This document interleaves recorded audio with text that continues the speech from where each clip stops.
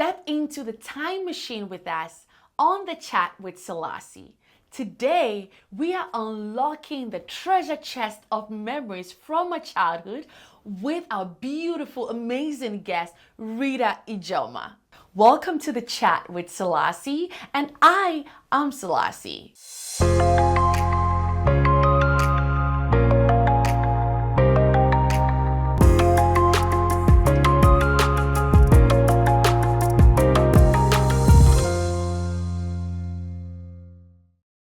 Hello, Rita. Hey, Selassie, how are you today?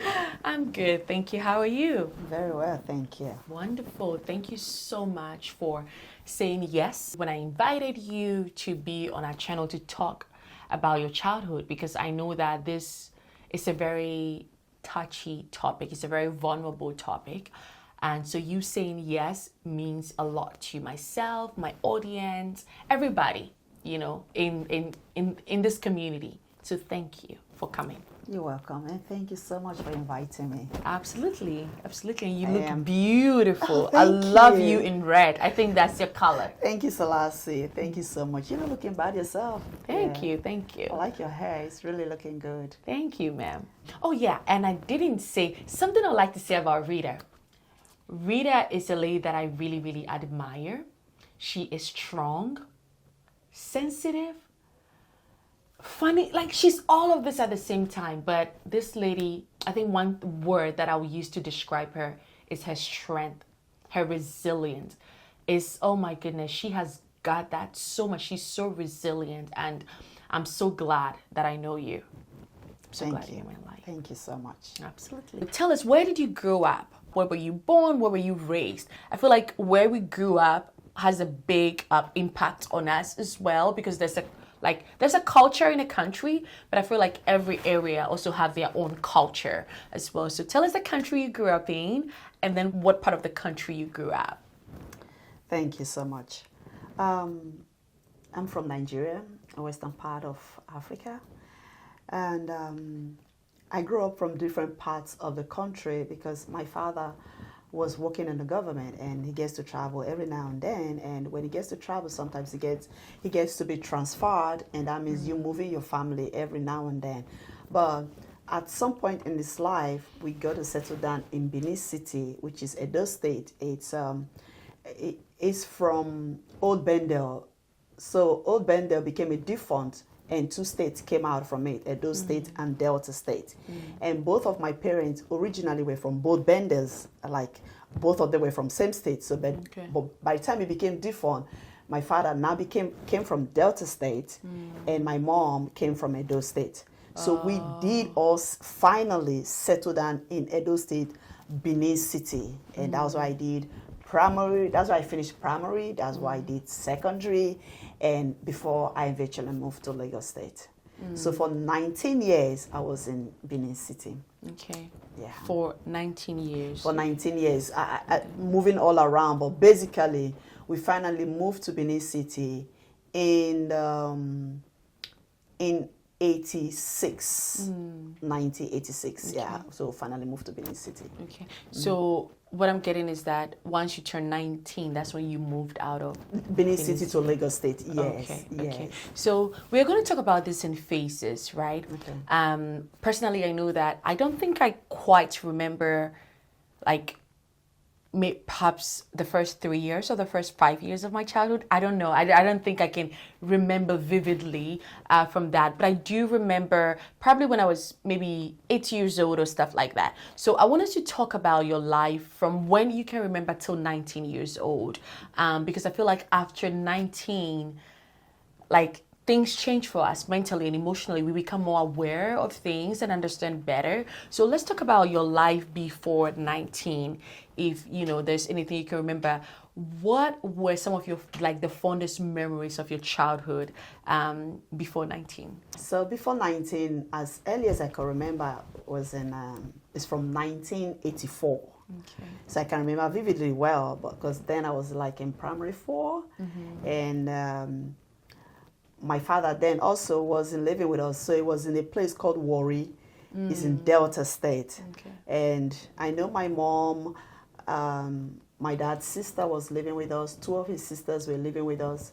And when I was in primary school then, and I know I had two of my brothers then. One of my brothers was very young.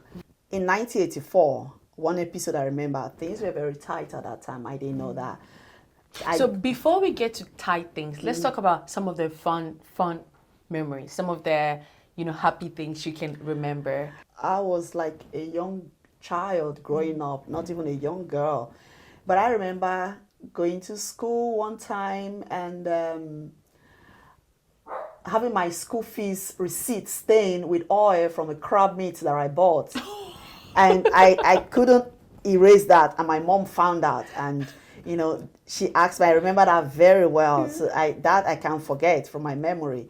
And of course I got a beating. You need to know my mom. You were not supposed to buy the crab meat? Where did I get the money from? Where did you get the money from? Good question. So where did you get it from? So apparently I must have stolen it from her. Was I working? No. So how did I get that? Oh. And I needed to show receipt of the school fees that has been paid. So that's how she found out. And I also remember one episode when my younger brother, he was born in 83. So he was probably this was like in 85. He was about 2 years old. He crawled to where my mom kept a pot of soup.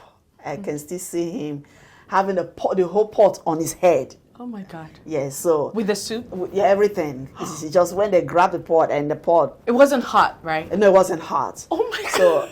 So he was a crawling toddler, and he was able to get to the height of where the pot was placed. And that's how we knew something was wrong, because by the time God found the pot on his head like a cap, just like the only thing we could see was from his neck down. Oh my God. And I remember the soup, it was banga soup, oil soup. So those two still bring back memories and smile to my face, and I'm like, I'm not so young after all. Well, you look beautiful. You don't. Thank you. You don't look. I'm not gonna say Rita's age, but people, when you hear Rita's age and you see this lady, there is no connection. There is no. I always tell you that. Yes, like anytime you I do. see that you don't, your age and the way you look, like there is no connection. Thank you. Between that. If only you could see it, I'm blushing right now. Well, we like that you're blushing. And so, you remember I said my father used to move around. Yes. And then we moved back to Benin City from Warri. And my fourth brother was born.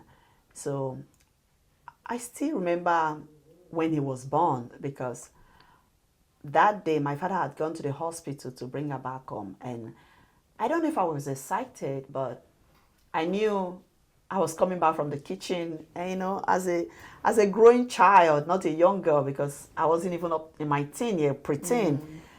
All you had is just your pants on, and every other clothing is out. Yeah. And coming with that pot of rice, I remember the food very well. I still remember the house. This is 1985, because my brother was born in 85.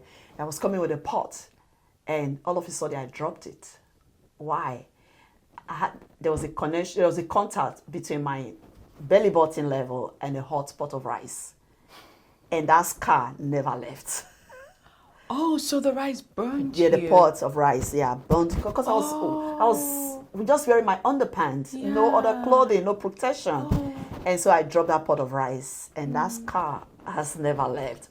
So anytime I look at that scar, probably when I'm dressing up, I remember the day my brother was born in 85. And when you remember that, what kind of feeling does it bring up? It brings this smile to my face that, 85, that's a long time ago. And these sweet memories that you still remember what happened, that's totally amazing. So it doesn't bring any form of anger or resentment, but rather, you're no longer young. You still remember this? 85 is a long time. Good. So, I remembered. And then that was when I had to start school again, because as you're moving, sometimes you don't get to stay in the same class. And so my mom had taken me to school to register me. And so then in Nigeria, you have to make sure your hand gets to your ears. That's how you are qualified to enter a particular class, not by your age. Yeah. So I put my hand over my ears, and the mom was like, okay, she's old enough to be in this class, and that's primary one. And so there was this girl. I still remember her face. She had lost a tooth, or I don't know what happened to that tooth. I think one of the premolars. I mean, it made her look very beautiful. And so I got home, I told my mom, I want to take my tooth out. She was like, now I'm saying it, I'm telling her she's going to laugh. She was like, why? I'm like, this is girl I saw today. Yeah. She doesn't have that tooth. She looks so beautiful. My mom went on and on trying to explain to me, that's not what makes a woman beautiful. I'm like, no, you really need to see her. She's beautiful. You know, my mom was like, no, it's not that. I can't remember how the conversation went, but I know my mom would have allowed me to remove a tooth. I'm not sure if I even had that tooth anyway. Yeah. So it's funny how you wanted to remove to look more beautiful. Because I felt that girl was beautiful. Yeah, I was beautiful with that. Yeah. You know, talking about that makes me remember something as well. Was that when I was young, we had hair. In the school I went to in Ghana allows us to keep our hair when I was younger. And so I had this friend, and my mom would usually braid my hair and put like ribbons in it, and some of the ribbons, they will like, clap and then like, make some sort of sounds and stuff like that. And she will have the same thing too, because we were friends. So we came to school and she stutters, naturally. She will stutter. But I feel like the way she stutter is so cute, because she will stutter and then be doing this, and she does it in a very lazy, like and then she'll be going round. So as she's going around, her hair and the ribbon, everything is dangling and just clapping and making, like, I just liked everything. So I wanted to do that. I wanted, my ribbons to clap, and I wanted to go around and, like, Rita, what are you saying? I thought that was nice. So then I started doing that too. I went home and, my mom is talking to me. I've never studied in my life, and I'll be doing that. My mom was like, what is this? I'm like, oh, yeah, I have my friend in school, she does this and it's nice. My mom said, no, stop. It's not like she doesn't want to do that. It's just something that, is like, she's just like stuttering. It's not like she wants to stutter, but she just happens to stutter. So don't do that. But I did it so much that I began to actually stutter.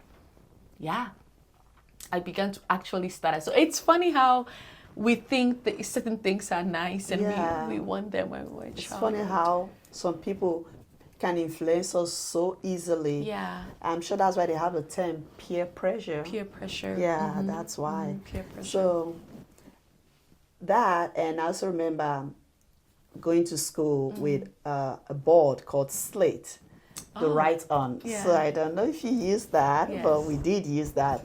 But I mean, telling my daughter now that I went to school using Slate, she's going to like, what was that? You took a board to school? Yes. Yeah. I did take a board to school to write on with chalk. That's what we used to write on. Then afterwards, colored chalk started coming out. It was something new. Oh, man, Rita.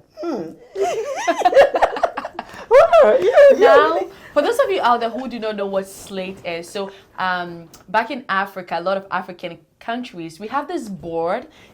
Most of it is just usually black in color, but I think perhaps we have different colors. I don't know, but we have this board. In my classroom, it was just a big board on the wall. I wasn't quite in the era or in your generation where you had individual slate to take to school. So yeah, slate is just a board that we write on. So think of slate as the electronic, how do you call those things? The electronic iPad for kids. But the ones where they can actually write, like practice writing boards. Yes, alphabetical words or anything like that. So that is a slate. For those of you out there who don't know what a slate is, okay? Okay, so thank you for that explanation. Yeah, absolutely. And so from there, we moved on, with my father. I don't know what was him moving around, but he really loves moving around because of his job, I could say. So we settled down in another part of the city. And then my brother was born, my kid brother was born in 1988, so I can remember that. And this particular time, I was now in primary 4, so you can see I've been moving around, changing schools a lot. And at this time, I had 3 brothers. How many siblings do you have?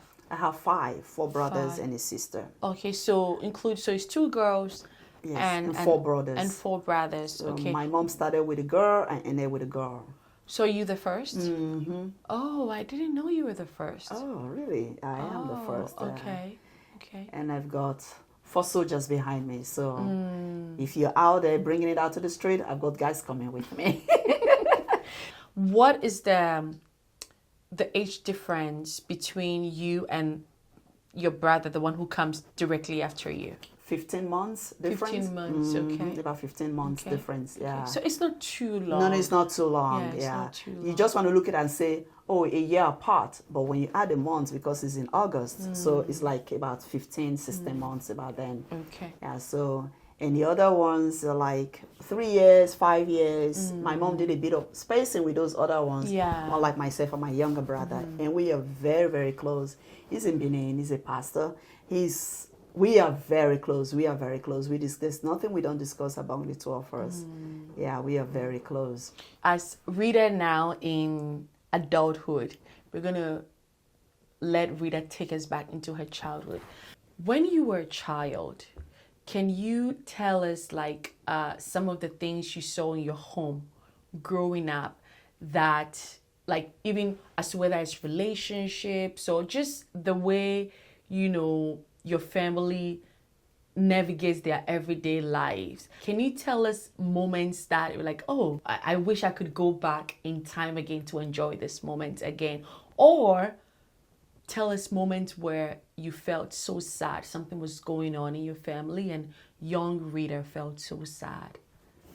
Yeah, there's a moment I really want to go back to. I wish I could go back to. It's playing in the mud, dancing in the rain, making sandcastles that you can just come out from the back of your house and do that. Not until you go to the beach. Yeah. Yes. All the children we have now is until you go to the beach that you can get to have access to build sandcastles. Right there, you have pretend play, having, oh, you are the daddy, you are the mommy, we had all of that growing up.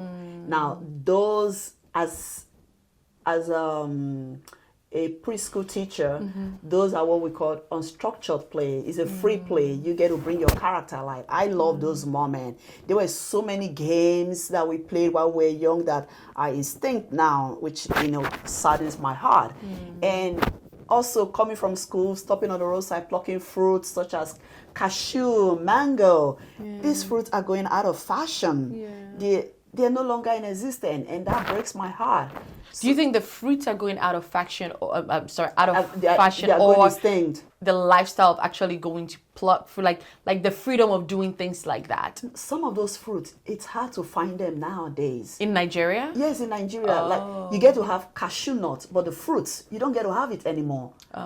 Some people don't even know if there's a fruit associated with the nut, but there was indeed a fruit before the nut. So you hold the fruit by the seed. The cashew nut we're eating now is in that seed. So it's like a crescent shape.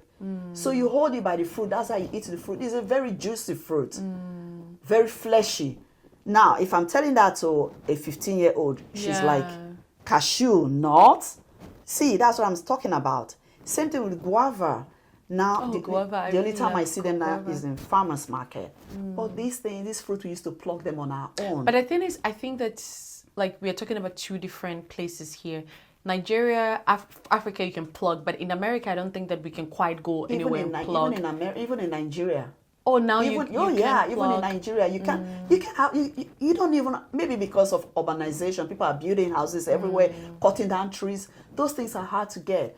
Pawpaw used to be any compound you can pluck pawpaw, but nowadays you can only get pawpaw in the market. Hardly do you get it from passing by someone's house. So these are troubling issues for me. So whenever I get to see them, I buy them for my children. I like before, so you know what it is. So those are wonderful moments that I relive. And one of those beautiful moments too is how we celebrate Christmas. Oh my goodness.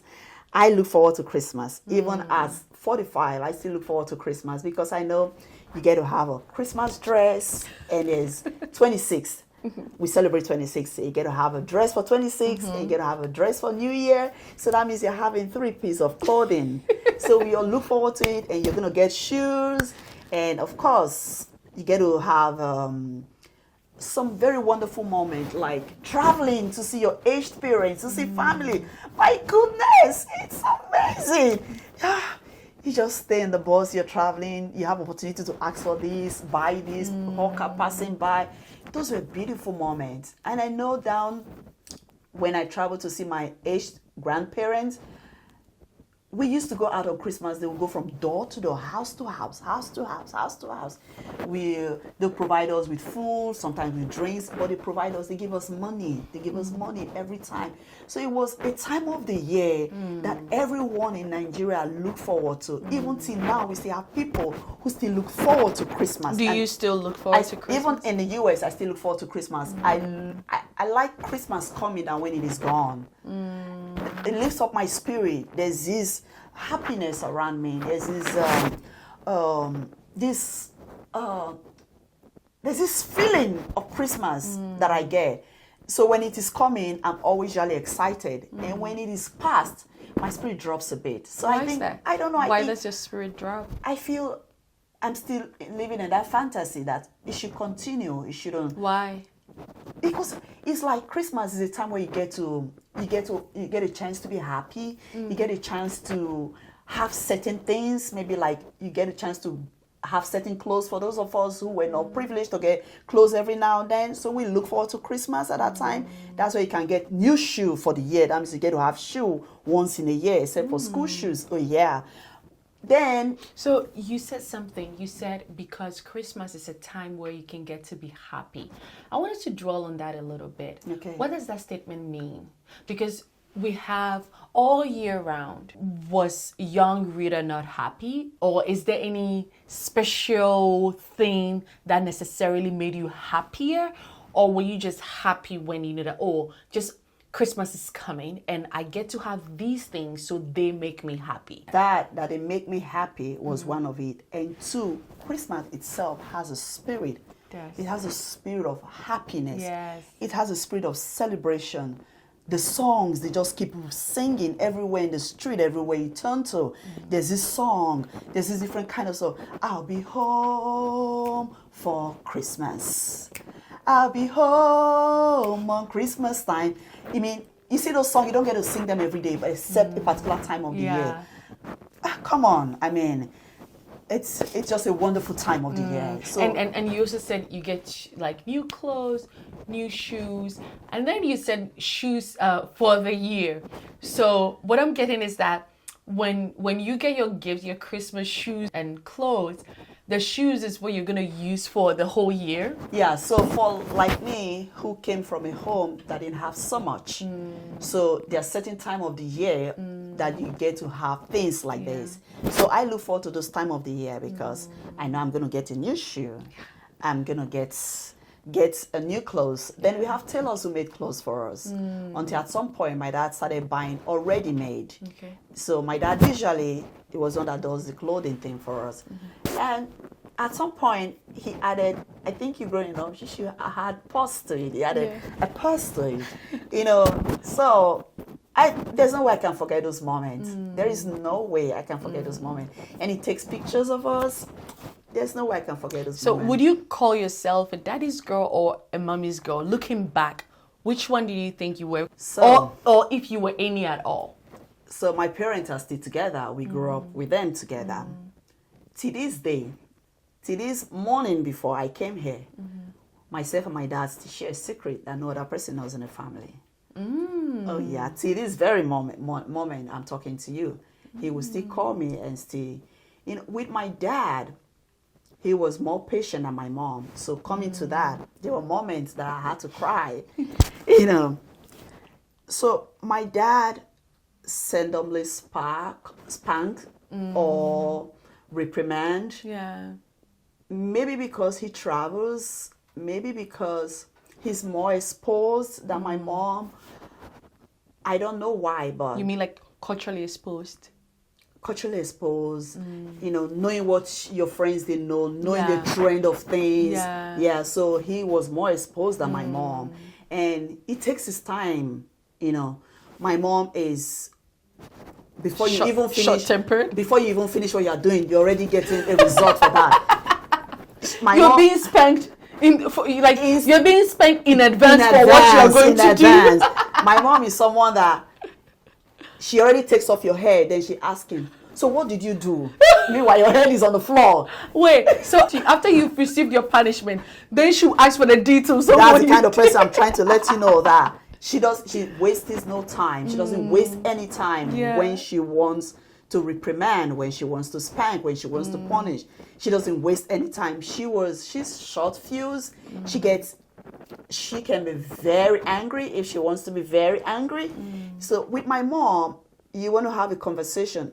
To this day, you will have to, especially me, I will have to write it down and check if I have to dot it with an I, cross the T, or I may have to send it to my brother. Check this. Should I put the statement out? And no, don't put it. Put a comma here. So you have to check what comes out of your mouth when you're having a conversation with my mom, because little thing can be, that's insultive. So with my dad, I don't have to check. They just flow. They're just flowing, So your mom was a little sensitive? She was sensitive. She was a cultural person who believed in respect. You have to be, when you're talking to an elder, there's a level of how you communicate to the person. There should be some form of respect in every sentences you make. Do you understand?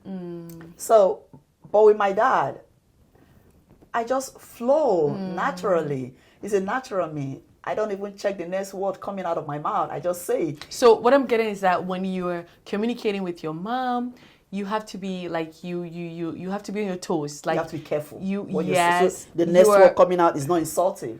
So you're a little more cautious. You're very conscious. Very, very conscious of what you're going to say. So you can have gut level. That's the word. You can have a gut level communication with her. You have to always have at the back of your mind, this is my mom I'm talking about, not my friend. This is my mom. Because with my friend, I can let anything flow. Yeah. So with my dad, we can have that communication of, this is my friend. It's not going to take it. It's a gut level. Okay, for example, there was this time reports came out like, my dad is just saving every money you send back home. And I'm like, why? And so I called him. I'm like, so you mean we shouldn't save money for your burial? Your dad said that? No, I asked him. That's the first question I asked when I called him. So you mean we shouldn't save money for your burial? That means every money I send you, you're saving it for your burial. And he was like, okay. Anyway, you choose to put my body when I'm dead. I'm fine with it. I'm already gone. I can have that conversation with my mom. So you see where I'm coming at.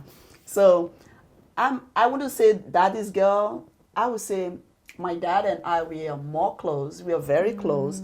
Very close. We can talk about things without it meaning insult or anything. So we can talk about things very well compared to my mom. Unfortunately, I would have really loved to be close to my mom, but that's the way things are. That's just the way things are.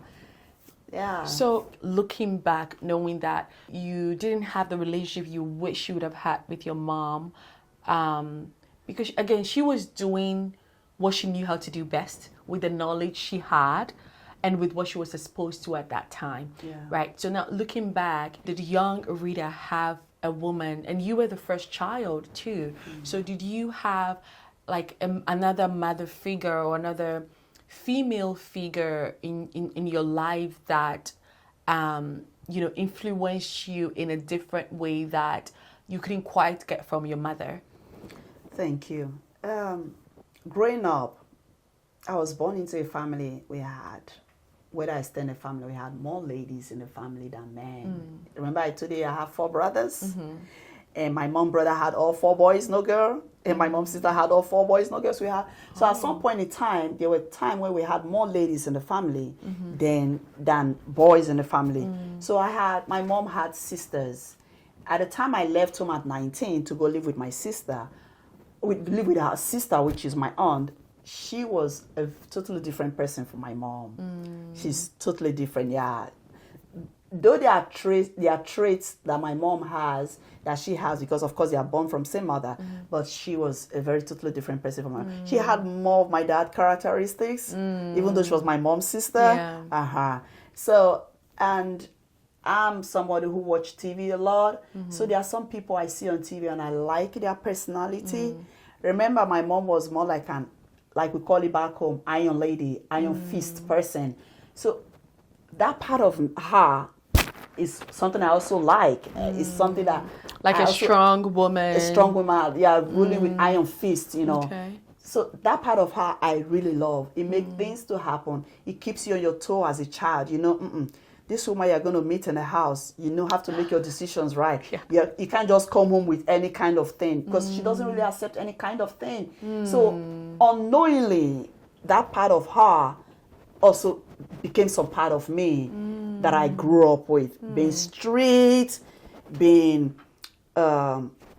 like this, cut through the chase.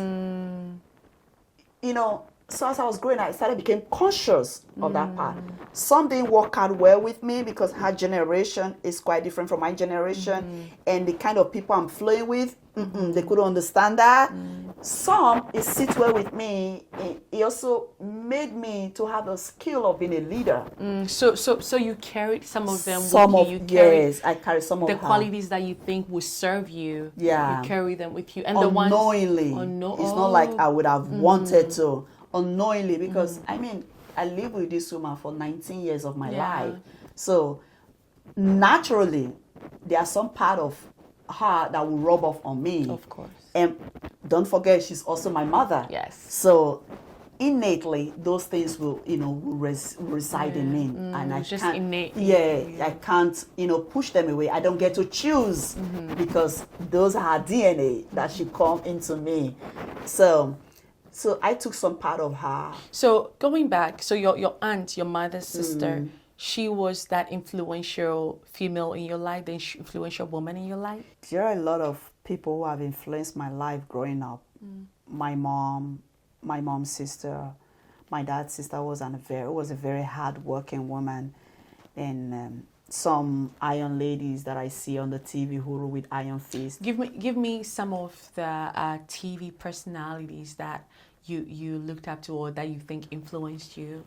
There's this particular woman who was the director general of Nigerian Stock Exchange. Her name was Ndidi Okereke. I mean, the way she talked, there's power in her voice. The way she controls things, the way she runs the affair of that establishment, it really made me to look up to her. Even when there were some negative things about her tomorrow, I didn't get to see that part. It was just that part of her that I get to see. And there was also this other vice principal we had in secondary school. I went to an all-girls secondary school. She was So when she's talking, like very strict. oh yeah, the A has to be where they are. Yeah. She was tall, she was built, she was a no-nonsense person. I don't know why I got attracted to these ladies, but I just love them. And to this day, I love ladies like that. I mean, there should be a soft side, but when you're dealing with issues, dealing with business, I mean, she just cut through the chase. I've always loved people like that. And one of those ladies I also love recently is my pastor's wife. She's also one of those ladies. She's like, even Cookie. Cookie. So even when you're having a conversation like, Rita, hold on. You know your Miss Cookie. She says it through laughter. Well, already I get a message. We are not going to use that tablecloth. Okay, yes, Miss Cookie. So instead of me to be angry, but because I love people like that, I listen to them. One, they make things orderly. Two, they make things go round. Three, they make sure everybody's on their toes working. They have a soft side. Don't forget.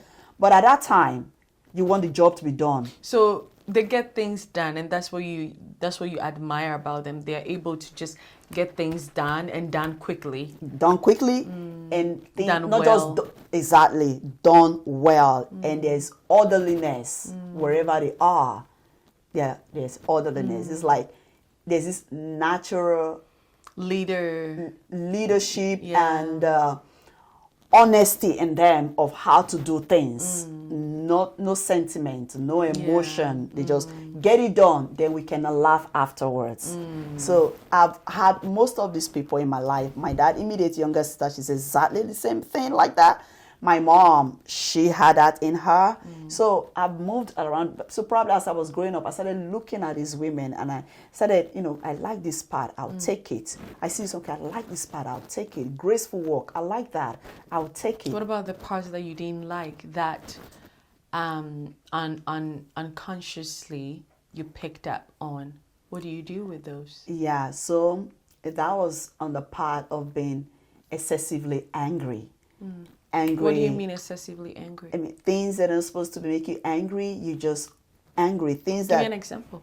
for example, maybe someone, a younger person especially, is cracking jokes, and it's supposed to be a joke, but because I felt at your age, my age, we shouldn't be having such discussion, and it goes out of control.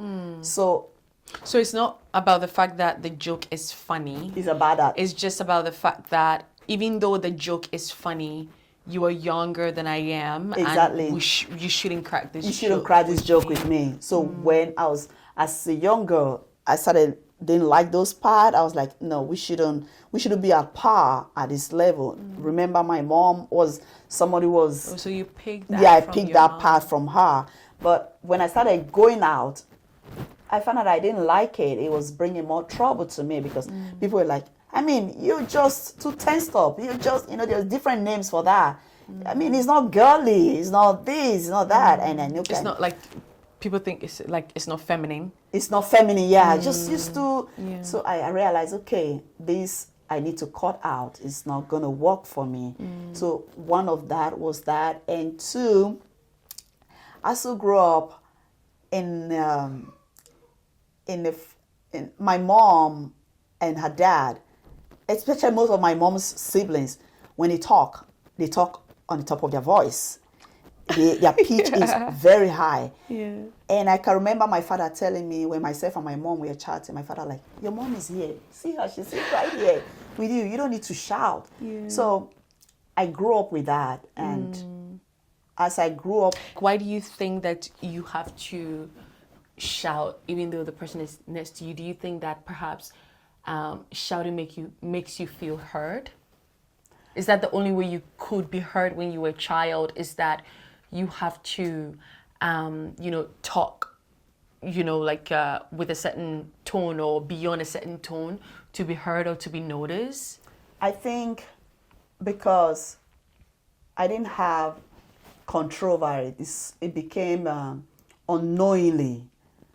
It's not something that I decided to do. It's something Okay, so that. did you see adults in your life shouting at you for something? And when they do that, does that trigger a response? Like when your mom is telling you, like, Rita, I said stop what you're doing. Does it make you stop what you're doing?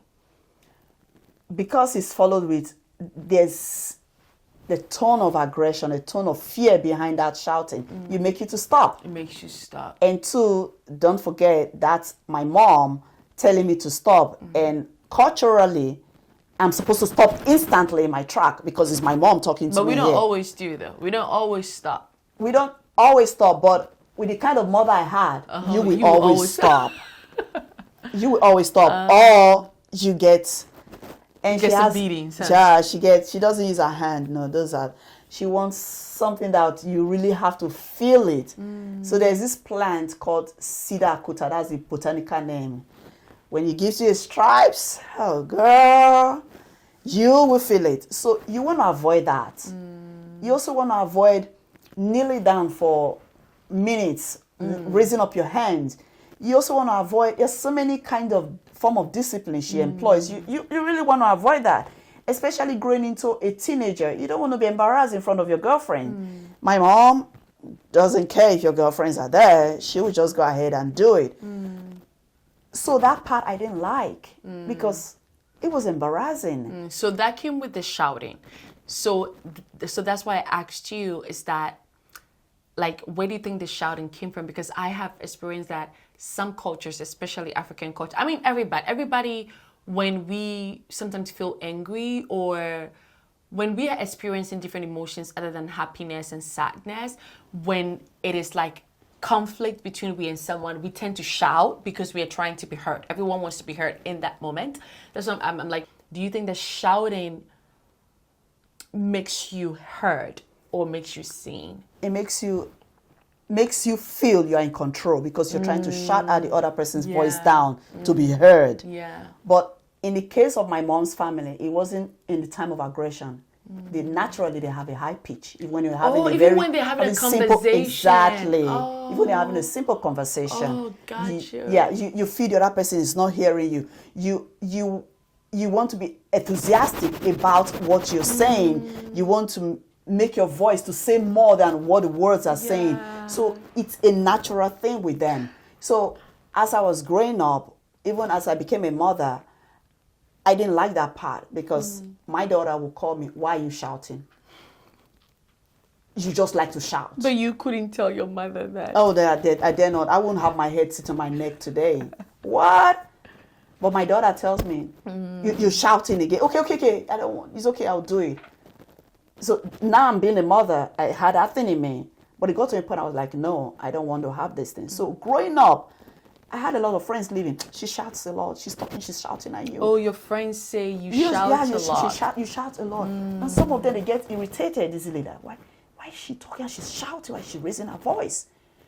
So you can see that part of me, I didn't like it, but I didn't know it at that time that it was going to be a problem. Yeah. Because I grew up with that.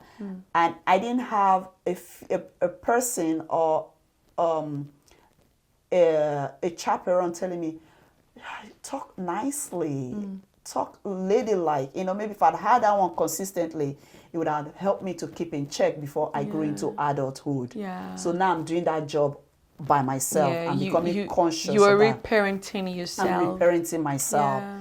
So those are some of the things that this part I will not take. My mom naturally really disciplined because she felt I was stubborn. And she naturally too was a very stubborn person. So as a parent, if you're stubborn and you see it in a child, you want to kill that child because you're telling that child, you are no match for me. So this was what I suffered. And Like now that you're a parent, when you see a character in you that you don't quite admire about yourself, stubborn parent or strong-willed parent having a strong-willed child, do you think is it that they are trying to help the child not to have that, or just reminds them of them? It's just like, when you look at the mirror, it's staring back at you. So the child being strong-willed is just reminding them of themselves, of how they are. It doesn't really remind me of who I am. It makes me I have a fear that this child will not be submissive to me. That's what most parents Oh, so fear. it's more like control? Control, yeah, it's control. They want to have that control. As an African parent, not the parents we are having now. There is not this new generation of parents from the 70s, the 60s. So they want to have control. They want their children to be submissive to them because it is a cultural thing. So when you have a child who says, "Okay, mommy, yes, mommy," you want to, yes, a good child. You want to love the child. But when parents started having a second opinion of raising children like that, is when parents started exploring other culture, maybe traveling abroad, and find out that, okay, these children, this is who they are. You have to find a way to harness that part of them, to blend and work for you as a parent and also work out for them. But for parents who haven't traveled out, like my parents, they've never left where they are.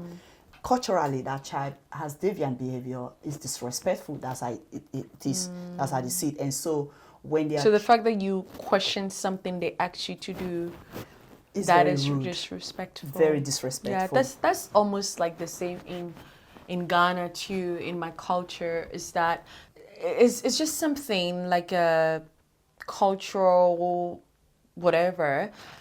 Is that the adult is always right, and for me, I was brought up.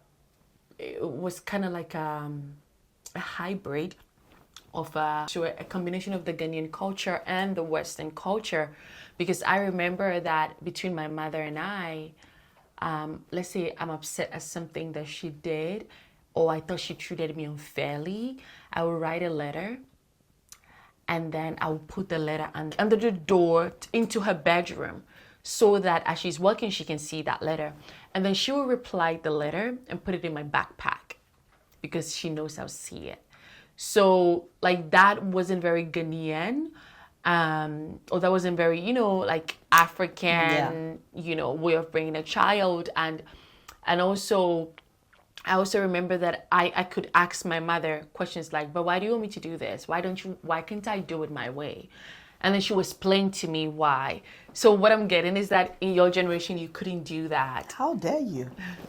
Mothers knows best. Parents knows it all. So That's the how we adult is grow. always right. Yeah, it's always right. right. My mom told me that that's not true. The adult is not always right. I'm sure your mom didn't stay in Ghana all her life. She probably traveled out a bit and sampled other culture or was raised differently.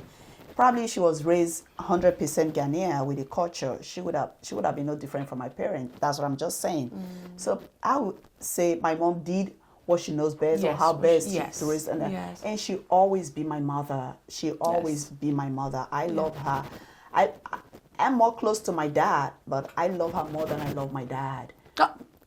I'm sorry. Because you saying this, your dad is gonna hear it. Yeah, my dad knows. He knows that you love your mother more than him. Probably because I'm not a mother too.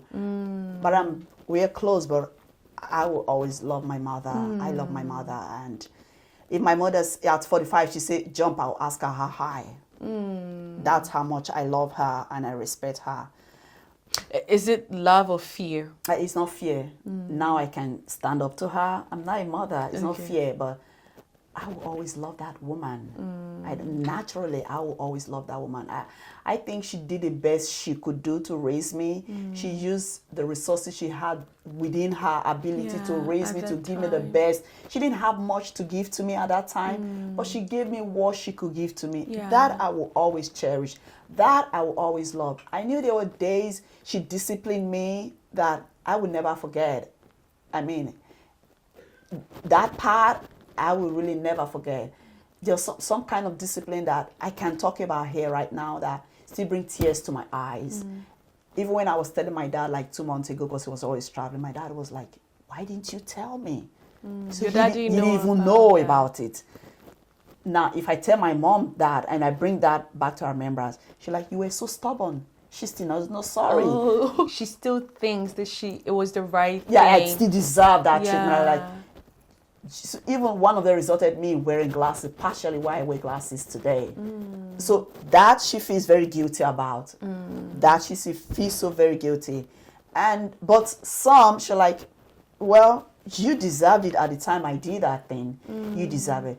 But sometimes she comes to me. I remember sometimes when she has really disciplined me. I'm trying to use the word discipline because if I use the African term to describe the discipline. What is the African term? You mean beat you? Beat. Yeah. There are some worse times, some that are even worse than beating. Yeah, so I can go into all of that. And she will always, sometimes, not all the time, she will come. Some of those times, like, she'll maybe carry a torchlight or a lantern. You know the lantern we used to use then? Then you have to put kerosene that has a wick. Yeah. She will bring it. Yeah, the lentil. Because she has inflicted some marks on me. She'll bring it to check those marks on me. She's like, you don't listen. Oh, you got like scars on you. I got scars from the beating. I got scars more than 10 times. From the beating? Oh yeah, that's why I said yeah. Yeah. So she comes, she look at those scars. She's like, I don't know why you don't listen when I'm talking to you. Oh, so she's feeling sorry. She feels sorry. She feels sorry, but not all the time she feels sorry. Sometimes she's like, well, at that time you deserved it.